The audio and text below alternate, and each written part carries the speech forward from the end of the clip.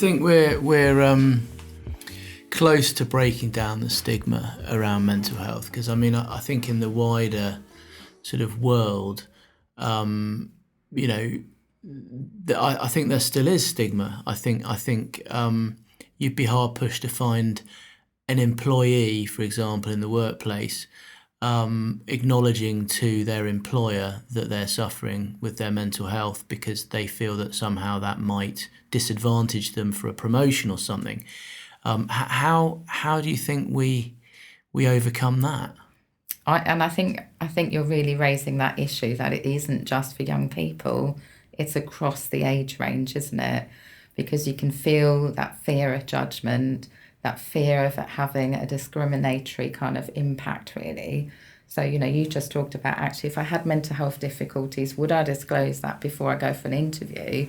Would that stop me getting the job? So there's a lot of kind of thought that goes around, and kind of that whole sense of guilt about having some of those difficulties, isn't there, across the age range. So I think we still have an incredibly long way to go. I think we've come a long way in raising awareness, but I think we have a long way to go. And I think there's a lot about opening up conversations, but also the language that we sometimes use.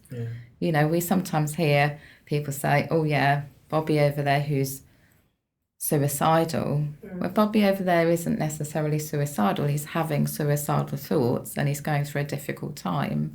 But actually it doesn't define his whole being, if that makes sense. And obviously Bobby's fictional here. I made it up, but just for the record. But it's, it's just sort of thinking about what kind of language do we use, and do we attach that whole label as a part of that person, really? Or is it that it's, I don't know, if I said, Amy, you look really happy today, doesn't mean you're going to be happy tomorrow, if that makes sense. You might not have a great day tomorrow. You might be really annoyed about something tomorrow. So just like Bobby, who might feel they have suicidal thoughts today, might actually feel much better tomorrow, or might feel much worse tomorrow, to be fair. So I guess there's a fluidity to our emotional experiences. And I think it's about allowing those conversations to happen and being acceptant of those, rather than attaching labels that become part of that person's personality. Yeah, so if more conversations are happening more regularly, and more people are becoming accepting of that fluidity in terms of mental and emotional health, and not defining people by a period in their life that's been difficult, then that's a big part of overcoming the stigma.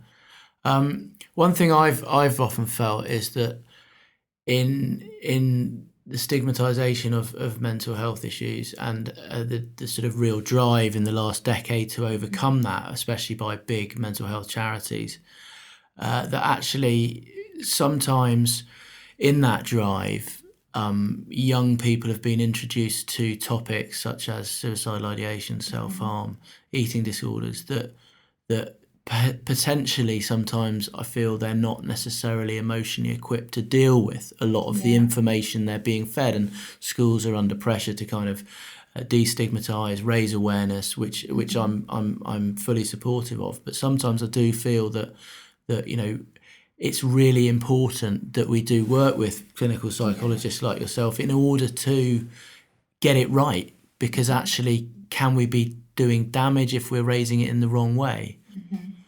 I don't know. That's just a thought that I've had. Isn't it? Yeah, it's tricky to know, and it's interesting because I think a lot of people focus on self-harm and suicide too, because I guess for adults that becomes a really scary thing if our teenagers feel that way. But actually, the reality is that actually the highest proportion of mental health difficulties, and that's kind of statistically sort of driven from, say, last year's statistics, were actually anxiety and depression or low mood. So those are actually your front runners in a way in terms of the difficulties that are experienced particularly by young people. So so it's actually a smaller proportion, but I guess the focus becomes very much on the kind of scary kind of aspects, really, don't they? Yeah, moving on from that, how do you think that we can, like, there's a word. Strategies. No. Equip. No. Manage. It's no. Oh. We're guessing now. Don't worry. No. I'm trying to say, what's anxiety and what's just you're just having a bad day? Like. That's a good question.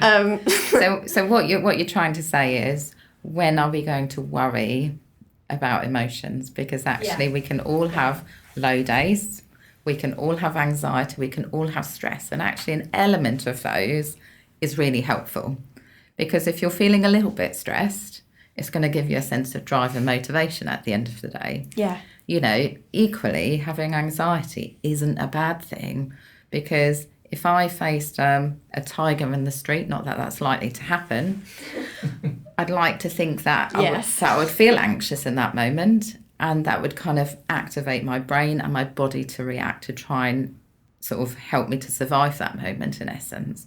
So I'm not going to want to be in that moment and go, oh, what's this tiger looking like today? Is it going to do anything? I don't want to overthink that moment, in essence. So I want my brain to kind of activate my fight, flight or freeze response in that moment. And in that moment, anxiety is a really helpful thing, because it's going to aid my survival.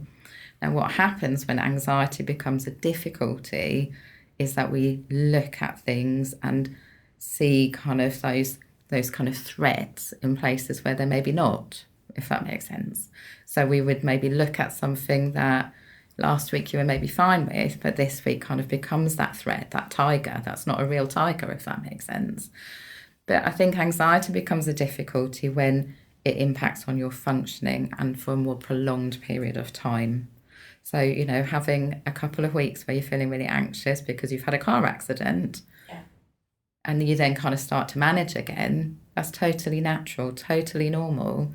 But I guess if you have, you know, a year where you're really struggling to manage it, you're struggling to get out of bed, you're struggling to go to school, you're struggling on a consistent basis, that's when you might need a little bit more help.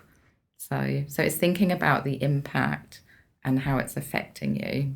Yeah, I think it's interesting when I was looking at researching into the depression, that I think it's a stigmatized thing, that it's kind of, everyone believes that if you're depressed you have to be sad all of the time, and it's a constant thing. So, but it's not, and it doesn't mean that just because, you know, you're feeling slightly better that day, but then it's worse, that nothing isn't wrong. Do you know? You can have those days that are just totally crippling, and you can't kind of get out of bed, you can't do anything.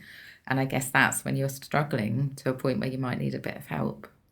Yeah, absolutely. But it might be that the next day you've had a maybe slightly better day. And you've managed to get out, you managed to get dressed, you maybe had a wash even. But you might have those days where you can't manage any of those things. No. Just off the back of that, what, you know, we talk a lot about strategies, and I suppose the thing that really I'm asked most by young people suffering from anxiety is, you know, how do we overcome it? What strategies can we use in the moment? For example, if somebody's having a panic attack, you know, some real life actual strategies that they can use. You've talked a bit about the 5 ways to well-being earlier, but in that moment when someone's sort of locked into panic, are there any specific things that young people can use to sort of settle the nerves and overcome that? I guess the bit to hold in mind is that everybody's different. So giving just blanket kind of strategies isn't going to work for everybody. So I always like to kind of think about that to start with, really. So it is about working with young people collaboratively and working out what strategies maybe they're kind of drawn to. Because if I sort of said to you, Mr. Lloyd, if I said, you know, let's do some breathing exercises where we're breathing in for 7 and breathing out for 11, you might go, Emmy, that's really boring. I love it. You know, you might love it. But actually, Amy might say, that's really boring. You know, so it is about working with the individual. Of course, relaxation, breathing exercises are really, really key. We know those are really helpful because they just rebalance. So often you kind of become shorter of breath. Your heart races faster. So we know some of those strategies will lower your heart rate, will kind of slow you back down again. So that's really critical. But how you do that might differ. So you might do the 7-11 breathing that we've just talked about. You might be somebody that prefers the sort of finger breathing. I don't know how many people know about finger breathing, but you basically use your index finger, have a flat hand, and you're breathing in, moving your finger up each finger, and then breathing out as you go down the fingers. And you kind of can do that a few times, really. So that's a nice kind of strategy because there's something tangible. You also have a sensory element to that, in essence. Some people like to draw the box breathing, so they're kind of breathing in, drawing the pen upwards, holding it as they go across, and breathe out as they go down, and hold it again for a minute. So there's lots of different breathing exercises which can be kind of a bit more interesting, I suppose. Or you have there's a progressive muscle relaxation strategy, less practical when it's kind of, you're in the moment and you don't want to kind of do something massively obvious. So, but great if you kind of get stressed out in the evenings and you want to do something that physically relaxes you as well as mentally relaxes you before you go to sleep, for example. So there's lots of different kind of relaxation exercises.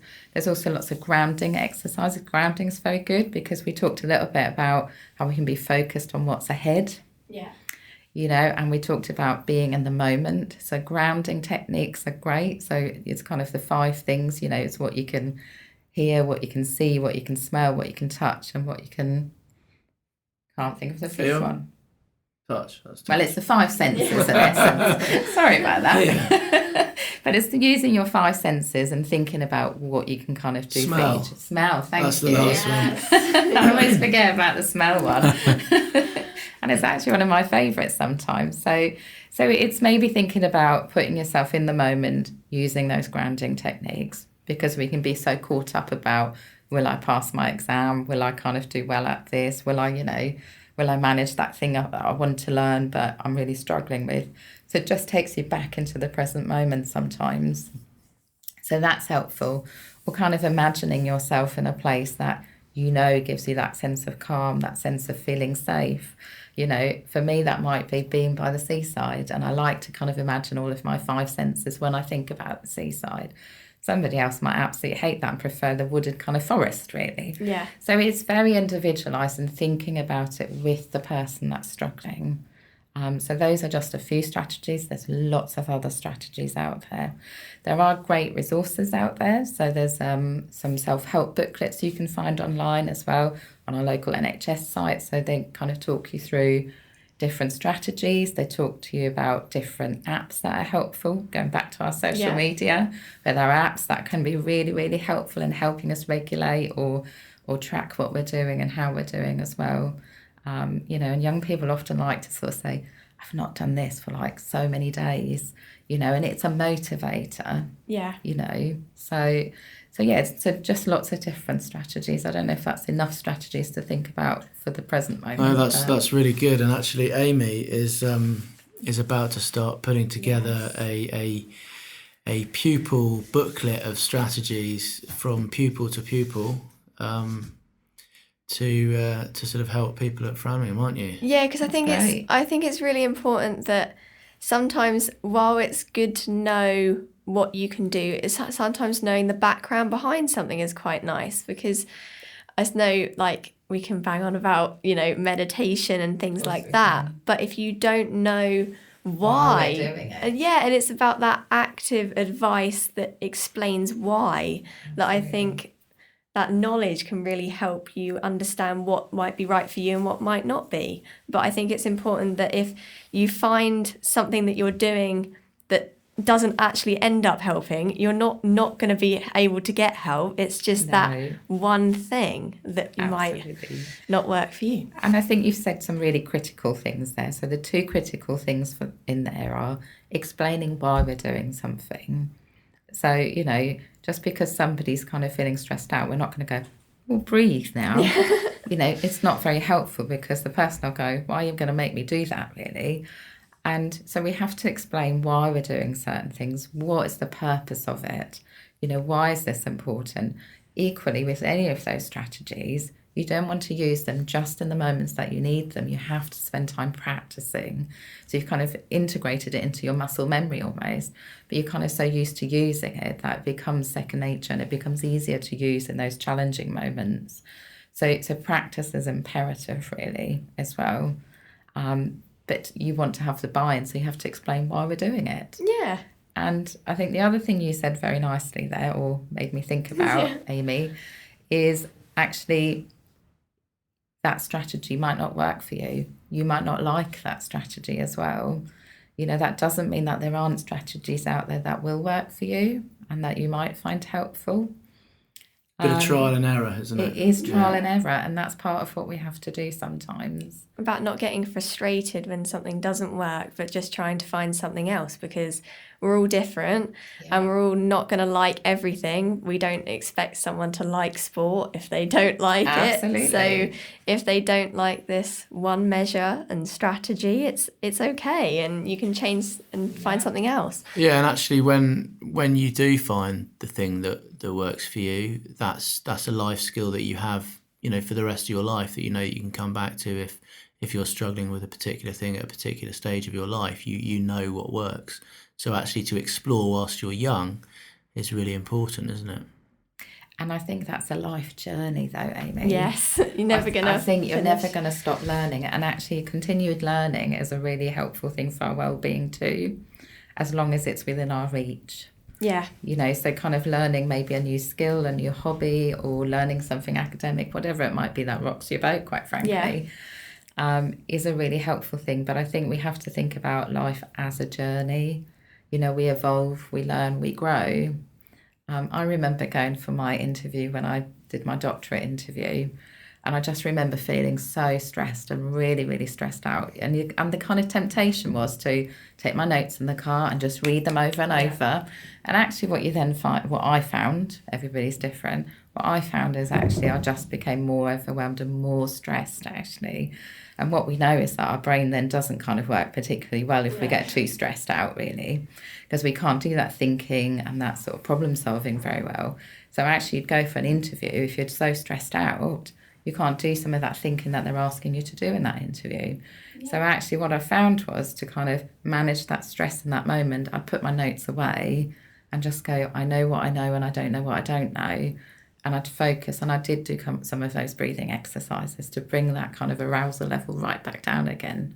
Well, as far as you can do that before an interview. But, you know, let's not pretend I was really chilled out laying on a sun lounger. But yeah, but going back to that journey again, I think it's also important that if something has worked one time and it doesn't work another time, it's all right to find something else that Absolutely. works. And if something has worked once and didn't work again, it doesn't mean it's never going to work again. But maybe in that specific situation, it just doesn't work. So Absolutely. You can find something different. And there might be a reason why it didn't work in that moment. And I think it's about being open-minded to learning different ways and trying different things, really. So yes, you might find one thing that works really well and it might work for several years. And then you have that one moment where it doesn't. Doesn't mean it won't work again. But equally, we can also be open-minded to trying something different at that point. Yeah, definitely. Great. I think that's going to be a wrap. Yeah. That's time. So, brilliant. Thank you very much, Emmy, for coming in. Thanks very much for coming in, Emmy, and having a chat. I can now think of a million things I didn't say. Yeah. Oh, yeah.